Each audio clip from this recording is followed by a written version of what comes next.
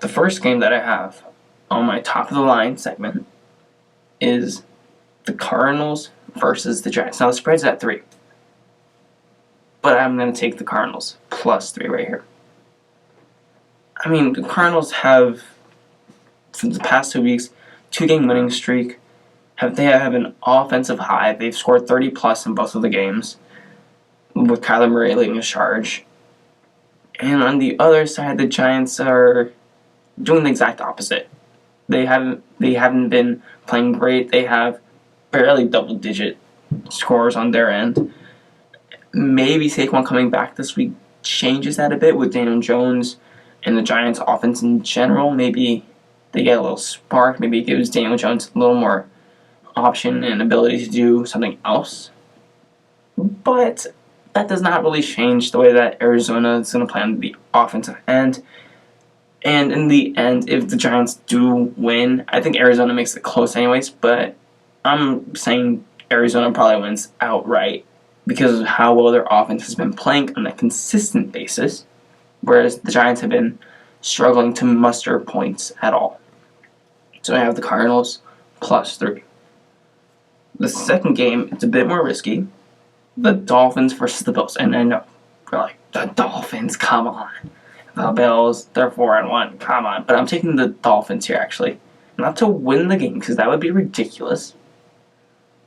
But for the spread. The spread is plus 17.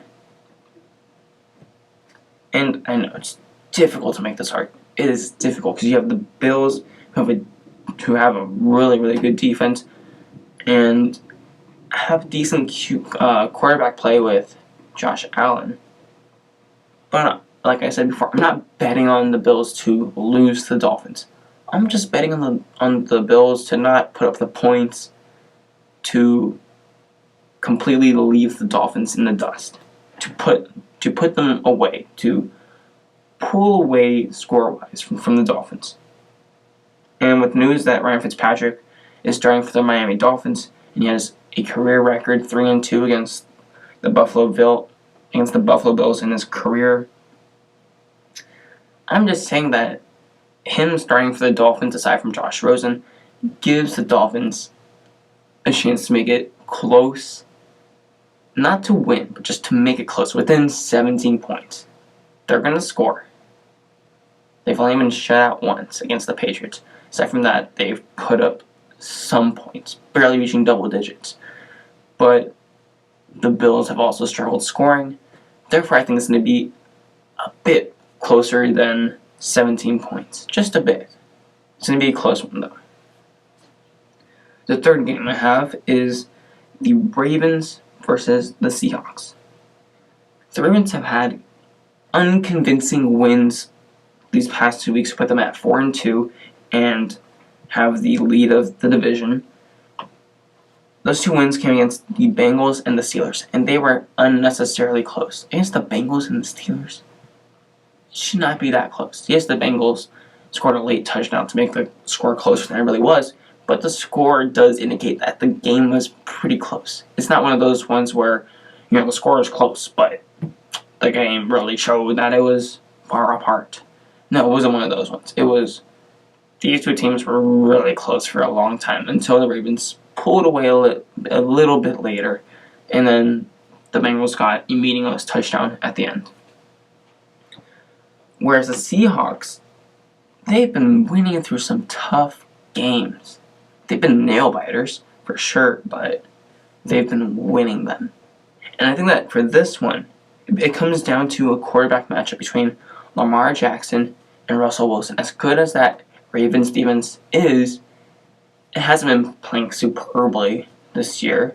And I think that even if it has been, Russell Wilson is playing out of his mind. 14 touchdowns, no interceptions. He's been MVP talk, insane. So give me Russell Wilson and the Seahawks minus 3.5. They're taking that one easy. Fourth game, Saints, Bears. I have the Saints plus 3.5. I don't know why, for back-to-back games, away games, last week against the Jaguars and this week against the Chicago Bears, I don't know why the spread does not like the Saints. I really don't. I'm not sure if it's a lack of trust in Teddy Bridgewater or if it's because Alvin Kamara was questionable last week and is questionable again going into this week. Maybe it's both. Maybe it's, I don't know what's going on with Kamara, and I don't believe in Teddy Bridgewater. But I believe in Teddy Bridgewater. And it really comes down to two things. Defense and the quarterback. Defense and quarterback. The Saints defense and the Bears defense are really good. Of course, we know the Bears defense is better. But the Saints defense is really good and can do a very, very good job against Mitchell Trubisky. And when you look at the quarterback matchup, Teddy Bridgewater versus Mitchell Trubisky, becomes pretty clear who's going to win this matchup. It's pretty clear. I'm going to take Teddy Bridgewater and the Saints plus 3.5 against the Chicago Bears this weekend. The fifth matchup, like always, that's reserved for Sunday Night Football. This Sunday night, it's a battle for the NFC East division between the Philadelphia Eagles and the Dallas Cowboys. The spread's at 3. I'm going to take the Cowboys -3. I know. They lost against the New York Jets. I know. And that was horrible. There's really no excuse for that. It was bad. But I will say, with the Cowboys being on a 3-game skid, nothing can wake them up more than the Philadelphia head coach, saying, "Oh, we guarantee a win," and then of course he backpedaled on that, but guaranteeing a win, so that fires up the Cowboys right away, as well as in general just a division game for being the division leader actually. But then also this game comes down to two things. The defense. That's one. Just like the Saints and Bears, comes down to two things. Bears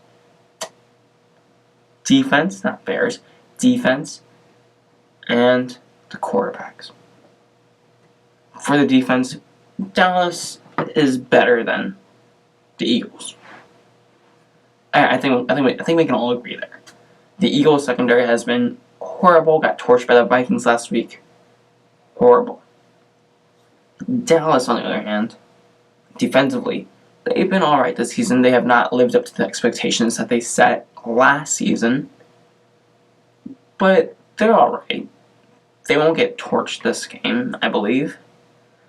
And when we move on to the second part of this, the second big thing, which is the quarterbacks between Carson Wentz and Dak Prescott. I'm not saying Carson Wentz is worse than Dak Prescott, or Dak Prescott is better than Carson Wentz, or that he's more talented or more skilled. No, I'm not saying that at all.